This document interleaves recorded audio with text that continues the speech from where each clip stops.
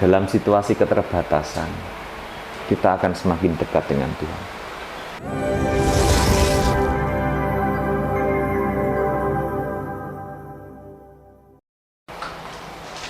Saudara-saudari yang terkasih, pada tahun 2012, waktu itu saya di novisiat, yang menjadi suciusnya adalah Romo Iswandir.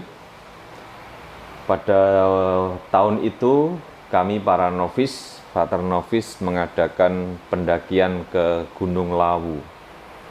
Saya maupun Romo Iswandir tidak tahu sama sekali Gunung Lawu, artinya tidak pernah punya pengalaman. Maka pada waktu itu saya memutuskan untuk mencari guide, untuk menjadi penunjuk jalan. Karena bagi saya beresiko, karena perjalanannya malam dan jauh, dan menurut banyak orang Gunung Lawu bukan gunung yang gampang. Ada unsur mistisnya. Setelah kami sampai di Cemoro Sewu, untung ada Mas yang juga menawarkan jasa itu, dan kami pun berangkat.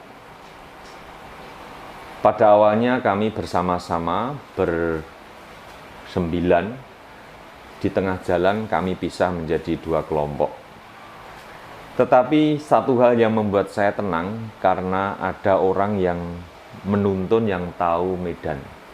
Dan itu membawa kegelisahan saya berhenti. Karena pertama, kalau saya yang naik sendiri, nggak apa-apa. Tapi yang dibawa ini adalah anaknya orang.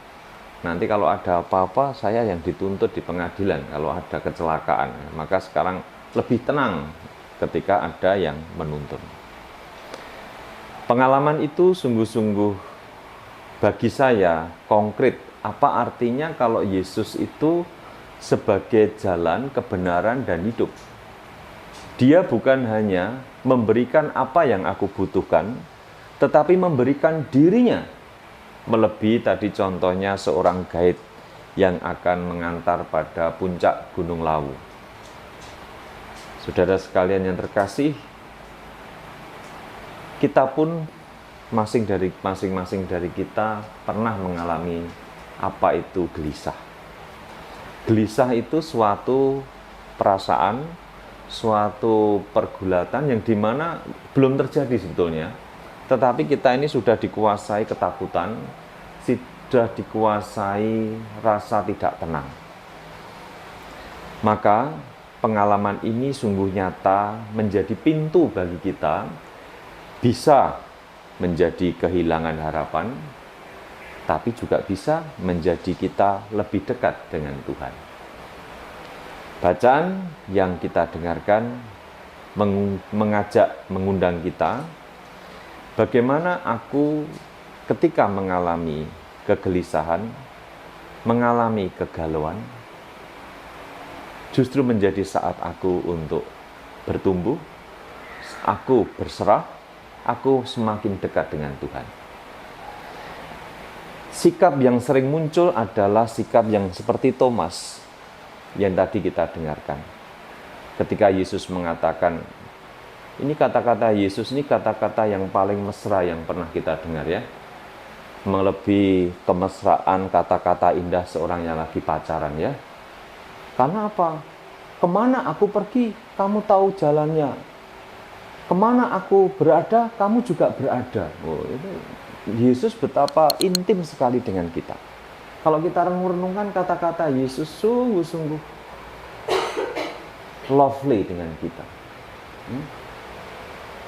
Tetapi Thomas yang mewakili kebiasaan kita, pengennya itu praktis.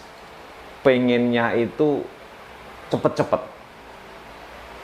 Dia bilang, Tuhan, kami itu tidak tahu kemana engkau pergi. Jadi bagaimana tahu jalan ke sana?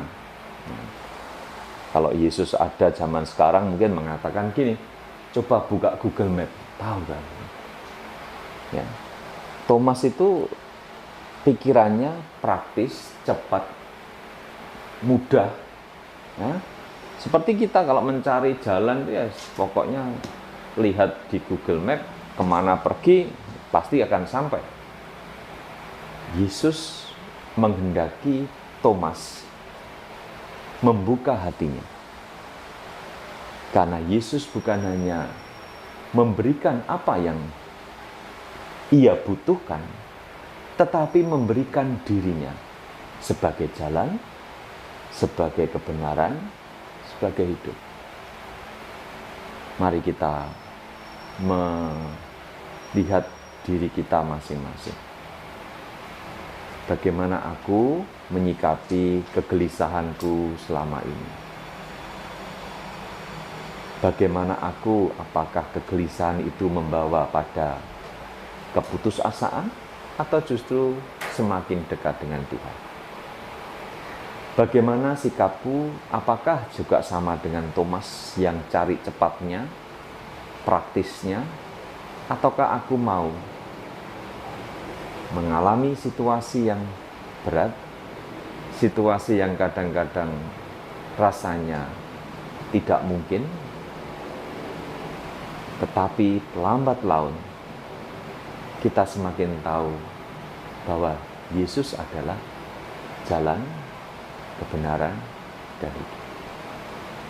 Mustahil kita bisa menghayati apa yang dikatakan Yesus sebagai jalan, kebenaran, hidup tanpa harus mengalami jalan salibnya. Saat ini banyak orang yang menderita karena perang, karena konflik, karena kehilangan tempat tinggal, karena kekurangan makan. Saya selama di Papua New Guinea itu baru sadar betapa kita itu bersyukur di Indonesia ini, meskipun di daerah pelosok masih bisa makan 3 kali ya, atau ada yang kita makan. Tapi kalau di daerah pedalaman seperti Papua New Guinea, di daerah Western Province, ketika ada acara bersama, kemarin itu ada peresmian TK sekolah itu ya, setelah acara ada makan bersama. Saya melihat bagaimana mereka berebut makanan. Makanan menjadi kebutuhan. Suatu saat saya belum tahu apa caranya Romo Wiwit itu bergaul dengan umat. Ketika kami makan, romonya kan didahulukan. Romo Wiwit itu ngambilnya banyak langsung. Saya ya makanya memang sedikit karena tahu yang ngantri banyak. Ternyata Romo Wiwit caranya adalah ketika dia makan banyak, dia hanya ngambil sedikit. Anak-anak langsung senang makan dari piringnya Romo. Karena setelah itu anak-anak akan antrinya panjang. Maka dengan perayaan selanjutnya saya juga ikut ambilnya banyak supaya bisa bagi dengan anak. Maka sungguh-sungguh ini menyadarkan kita dalam situasi keterbatasan, kita akan semakin dekat dengan Tuhan.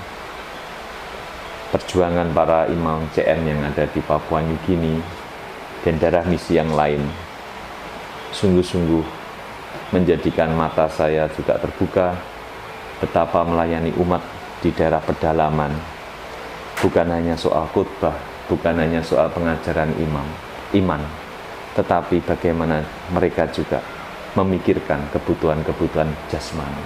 Maka Santo Vincentius membuat Injil itu hidup bukan karena hanya mengajar, memberikan pewartaan, tetapi juga kasih.